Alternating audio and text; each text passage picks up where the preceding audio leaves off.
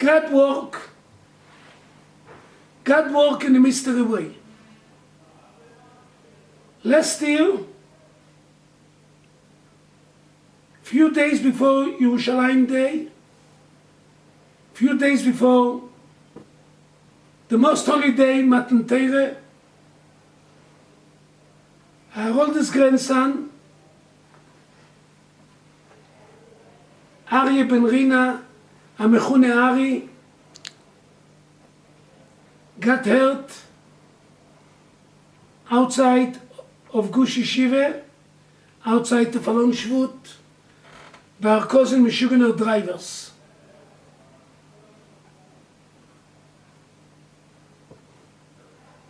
Purim, written in Gemara Poskim, Kriyata Zeu Alela. Kriyas HaMegillah is equal to saying Hallel. Theoretically, if somebody be in the desert, nowhere, you can read the Megillah with saying Hallel. Odul Adonai ki tov ki lo ilam chazdoi. Really, how much I will say thank you for you praying. Like the doctor said to Ari a few months ago when he took out the filter from his body, they said, Ari, in our books we thought for sure you're dying. But we said, the young boy, tall boy, let's try. The end of the day is on Kodesh Baruch Hu. But I assume we don't appreciate God enough. We don't understand God, how much we try. The mitzvah, I will understand God, you know as I have Alzheimer. We don't understand God working in a mystery way. Niston Darkei Hashem. Almost exactly a month ago, my wife went through operation, not easy operation. It's no easy operation, easy is by the other one. Like I heard from a holy person. Thank God all you pray. Thank God, thank God. Malka Baschan Alea, Ma'al HaTeva. I assume we don't learn enough the power of God, and in my job, maybe I don't give it enough to the boys. He's a medrash.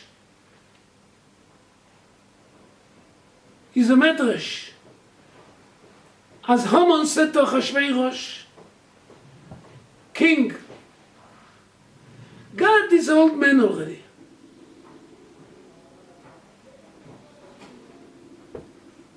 Because Achashverosh said to him, what do you want to start with the Jews? God on their side. As Haman said, he's an old man. As you see from this medrash, as Achashverosh and Haman both believe in Kodesh Baruch Hu. But from the other side, Haman thought, as it's like one of the guys in the parliament, or the chairman of the parliament, they're tired from their job, they're involved in politics. What I would say, and I'm sure written in some sforim this, as we are the Jews, whatever we do affect the world. If we behave like God is an old man, we do our mitzvahs in a very tired way, leave me alone. As God treat us back. Everything, we just went through Mechias Amalek. Why Mechias Amalek is Dafka in Shabbos? Why Parsha Zohar in Shabbos? We can read Amalek, we are Yetzer B'diavad, in reading in Purim. But the Medrash said, Medrash Tanchuma said, Zohar Shabbos and Zohar Amalek. Say the Sfas Emes. What I'm shot in the Medrash? As if you remember well Shabbos, you remember well Amalek. If you keep Shabbos well, with all the halachas and all the details, not chumras, not chumras. Whatever written in Shmirat Shabbat Kilchata, not any other kind of English books, full of chumras. Shmirat Shabbos Kilchosa, the first volume, that Pasach Rishonah, before they start beating him up. If you remember well Shabbos, we remember well Al-Molek. If you remember well Al-Molek, you remember Shabbos. Ha be'atalia, like the Netziv said, Am levadad ishkon, said the Netziv. A Jew who tried to be like a goy is worse from a goy. A Jew who tried to drink in Purim to get drunk, don't give me this garbage halacha. I don't believe as anybody meant the way you drink, or the way you used to drink, or the way many of you continue drinking when you go back. This is not Purim. Purim is very simple. Adar kiblua b'mei Achashverosh. And I want to ask Mechila, maybe God give us 2 punishments this year. What we went through with our grandson, and we went through with my wife, because 2 things. First, we don't say enough. Odul Adonai ki tov ki lo ilom chasdo. We don't appreciate God. And second, what I believe more and more really the truth. Also in the first one I believe, as we don't give it enough to the boys, we are responsible. Our job, we are a mission of God's job in this world. Our mission is to prepare the next generation. In 20 years, guys, I don't be here. I promise you, the day they're going to bury me, you're going to forget. Once in a while, you're going to remember Fetzo, bald guy, Aaron Binas was my Rebbe, yeah good, not good. God to hell, all of you. Love you, Afrelechem Purim. Aaron ben Rachel Esther, cross from Oli of Oli in Yerushalayim.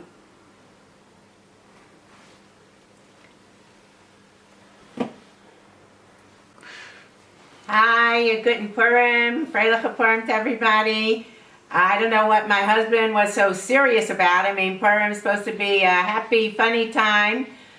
So let's see if we could lighten things up here a little bit. But first, I want to reiterate and thank everybody for your tefillot, for Ari. Ari, thank God, is really back in the swing of things, doing wonderfully in the Gush Etzion Yeshiva. And also thank God, after the surgery, thank God, Baruch Hashem, thank you all for your wonderful tefillot that went to the Sharei Shamayim. Thank you so much. As my husband mentioned, with Ari, that was a little even before the whole big intifada, stabbing. Don't say intifada, Bibi said it's not intifada. It's not intifada, it's intifada. It's much worse. It's a stabbing, ramming intifada. But still, the place to live is Israel. Yes. The most safe place, Israel, Yerushalayim. Yes. I mean, you go to Brussels, you go to Turkey, whatever. Anyway, so this is the year of the terror, the stabbings, and I want to say that I'm so amazed and in such awe of the individuals, of the soldiers who are on watch, and that they've managed to really disarm, and where they have to, of course, where they're able to kill the terrorists who are coming to kill us, and save so many other lives, because they're coming with with one knife that you can kill 20 people. They want to run, as one did there in Chas v'Chalila, but that's what they want to do. Sure. That one that ran there in Tel Aviv and killed the people, injured the people. And that we're there, these brave soldiers and individuals that are able to rise up and protect our nation. It's really amazing. Siyata d'Shmaya. Right, Siyata d'Shmaya, but it's a courage and strength of individuals who Hashem then helps them. Hashem helps them and gives them the koach. So it's really, I stand in amazement, and I must say that my husband also has some of that power, some of that strength.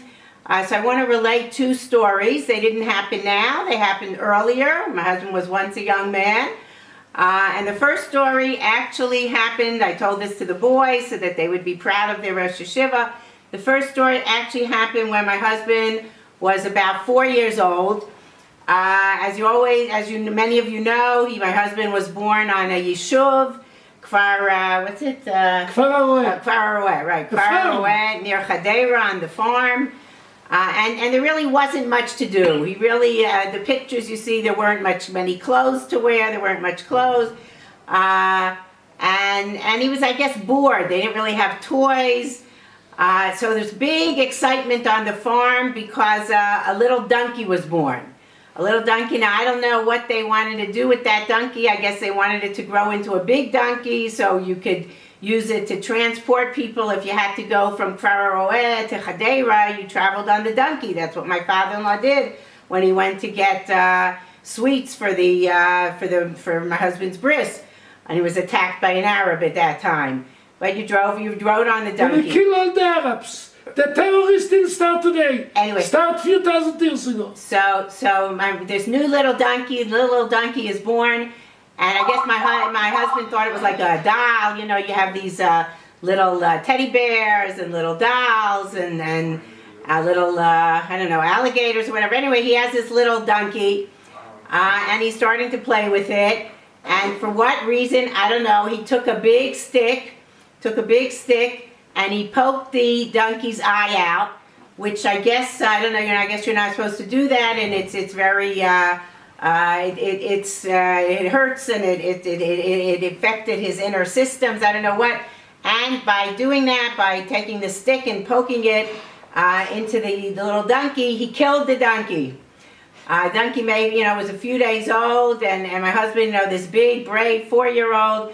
Now, I know this is a true story because we got engaged. I did not know of this story of the killing of the baby donkey. I did not know. I don't think I would have changed my mind, but I would meet people. My husband, we got engaged. We're an engaged couple, and we would go meet somebody from his old town there, Kfar Aroeh. Oh yes, you're engaged to Aaron Bina. Arale sheharaget hachamor. At least 10 people. Arale sheharaget hachamor. So I got a little scared. Like I didn't know. He was pretty shy on the dates, and reasonably gentle. Here they tell me this is Arale sheharaget hachamor. But anyway, I think that just showed a certain strength of character.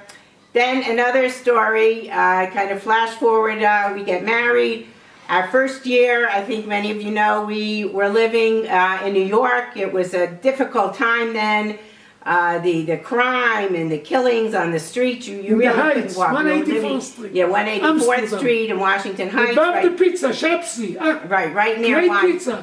This would get me fetzer. near YU.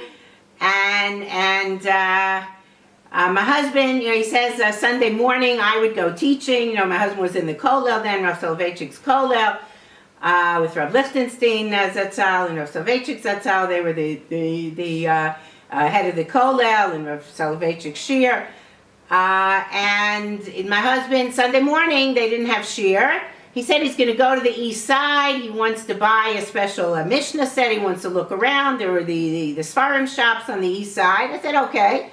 Fine. And he took all the money we had. We were on a very low income then, low budget. He had, we had, I guess it was, $400 or $500. He had it in his pocket. He wants to buy the Sfarim. And he's walking there on the east side Sunday morning. Must have been about 10 o'clock. And he says a big, strong man of a darker color. He comes over to him, and my husband kind of imitated him. He says, "Give me your money! Give me your money!" He held in the shirt. Oh, he held my husband's shirt. "Give me your money!" And my husband, he says, "What do you mean, my $400 or $500?" He didn't say to him. He said to himself, "That's the only money we have. We're not going to be able to live for 2 weeks. For this $400 or $500." And he said he kind of stepped back. He tells him, "I'm from the Israeli." What did you say? I said to him, "I'm from the Israeli FBI." Right, I'm from the Israeli FBI, and he gave him a kick, whatever, somewhere where I As heard the guy him. dropped his hand, he got scared, went back. I went back and I kicked him, where. Yeah. Anyway, so this is another brave act. Now I must say, For 3 days afterwards, my husband couldn't get out of bed. I come home, he's in bed, he's shaking and telling me the whole story. But he did stand up for his rights. He's not going to give away his money for Sfarim to any hoodlum that comes on the east side to take the money away from him. So my husband was right in there with the strength of character, and all we should all Bemet, always understand that we have to stand up for what we believe in. And I think this, I saw also a beautiful Sfat Emet. He asked such a good question, like a strong question. It says in the pasuk, Mordechai lo yichra v'lo yishtachaveh. Right now, it means, what does it mean? We all know Mordechai didn't bow down. Right? He didn't bow down. He didn't kneel to Haman. Really, it should be Mordechai lo in the past. Mordechai lo kara v'lo hishtachaveh, not in the future. Right? What was in the future? Now, what the Sfat Emet says is that sometimes you put in the future, it means that he put it in his mind. Husam belibo. He put it in his mind. It wasn't just a one-time thing that he didn't bow down. And maybe 5 days later, maybe a year later, he'll bow down. No, he put it in his mind. This is going to be my understanding. This is going to be my philosophy. This is going to be my way of life. I will never bow down to Haman.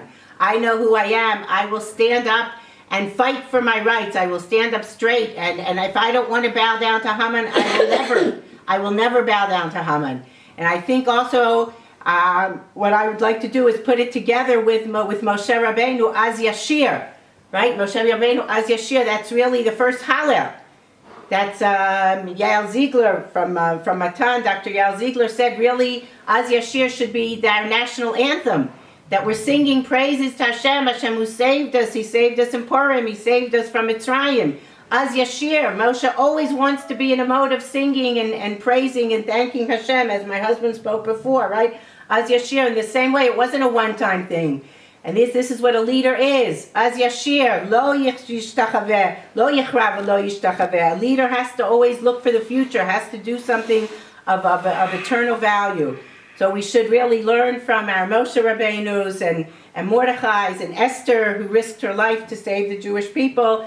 And Hashem, when he sees such leaders for Am Yisrael, he comes and he brings us a redemption, a Yeshua for all the generation. A Freilich Purim to everybody. Bye-bye. And remember, like one of the biggest Rabbanim said to me in America from the Haredim, if the Satmar Rebbe will know as so many kids will come to Israel, boys and girls, and study, and everything start, but the Zionist movement, Rav Eliach, Shlitel principle of Flatbush, and Rabbi Teitelbaum Alav Shalom from Queens. If so many guys will come to Israel, and girls, and then go back to America, and change America, modern Orthodox, he will never talk against Israel. I go minimum once a year to the grave of Rabbi Eilish, and I said, Rabbi Eilish, when you are in this world, you didn't like me. Me, people like me. Now in the truth place, we need it's Zionist country. We need Eretz Yisrael. We're all together. They're going, but they kill us. If it's Hitler, if it's Amalek, if it's Daesh, they don't care which kind of color of a Jew was. Am Yisrael, Chai v'Kayam, Techim Medinat Yisrael.